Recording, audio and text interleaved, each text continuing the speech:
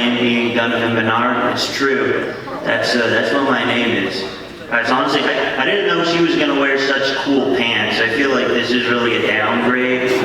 But I guess the upside is you guys get to see a little bit of my, my sculpted calves. You're pretty lucky.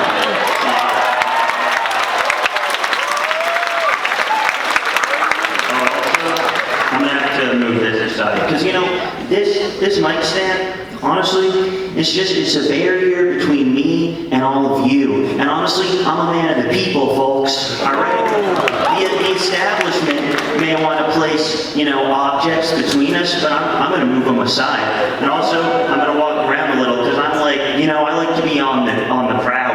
I just gotta keep track of this umbilical cord, but I can handle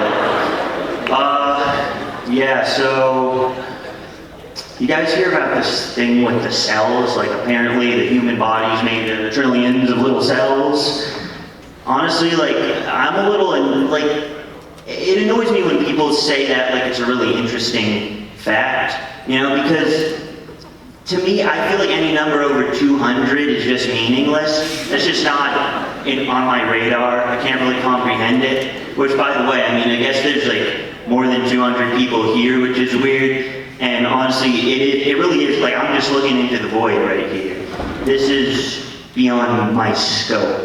But yeah. So when people are like, isn't it so fascinating that the human body is made up of 37 trillion tiny cells? My answer is I don't think it's that fascinating. But if you told me alternately that the human body was made up of 45 cells, that would be a different story. I would find that fascinating. I'd be counting them out to make sure I have the right amount. I try to see if I could remove one without collapsing like a Jenga tower, But I guess that's just not the way it is. Now, folks, a lot of you are freshmen, I bet. A lot of you maybe have been here at Tufts for a few years. And you might have learned that, being self-sufficient and independent is fun, but it turns you into a little rat scurrying through the trash can, looking for, apples with worms coming out of them for dinner, using the stray pieces of hair in the bathroom as floss and stuff. You just gotta conserve money, you gotta be very, protective of the small amount of money you have. And you know what? You know what you gotta protect it from? Scammers, folks. These scammers, they're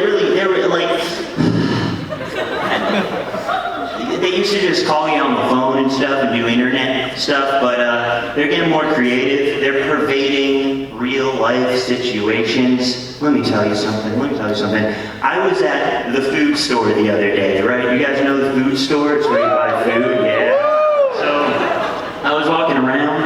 I got all the food that I wanted, and I was carrying it towards the exit. And this guy comes up to me and he's like, "Sir, you can't just leave with that. You have to pay money for it."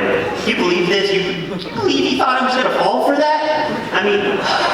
It's the food store. You're allowed to take whatever you want, So yeah, don't fall for those schemes, all right? That's my word of advice to you. You are allowed to take anything from any store without paying money for it. And it's always morally okay. Yeah, so... Guys, you know what really sucks? When you don't get what you want. Does that ever happen to you?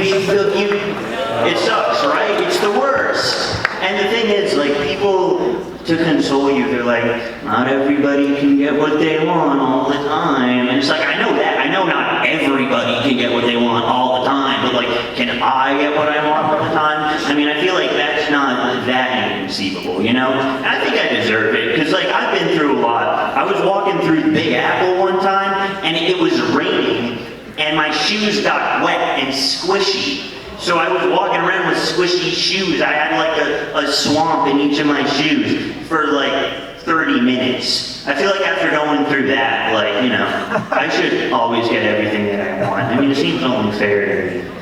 But listen, folks.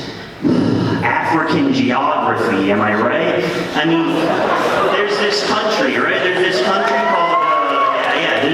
called the Republic of the Congo, and right next next to it, I just found this out recently, directly next to it is another country called the Democratic Republic of the Congo. And, I don't know that much about these countries, but it seems to me like the name of that country was meant to be a backhanded jab at the Republic of the Congo.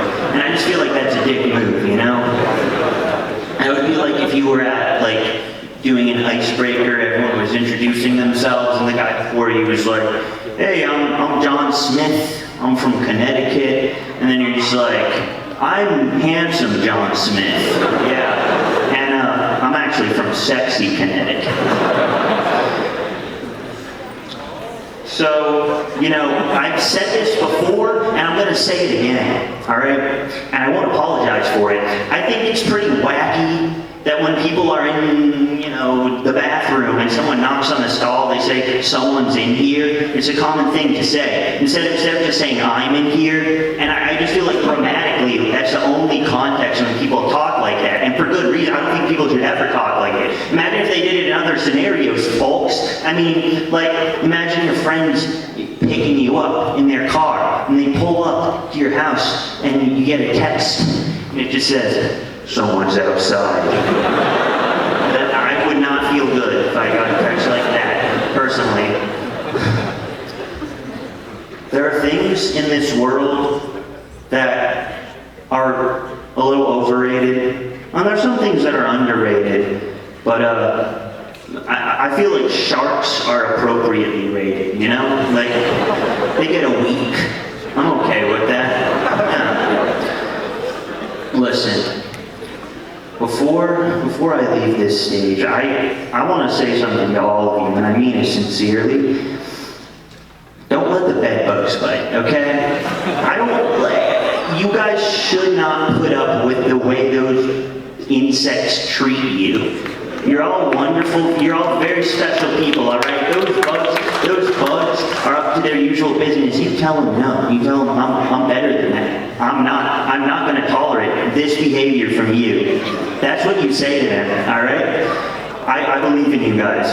Hey, you've been a wonderful audience. Keep it spicy out there, all right?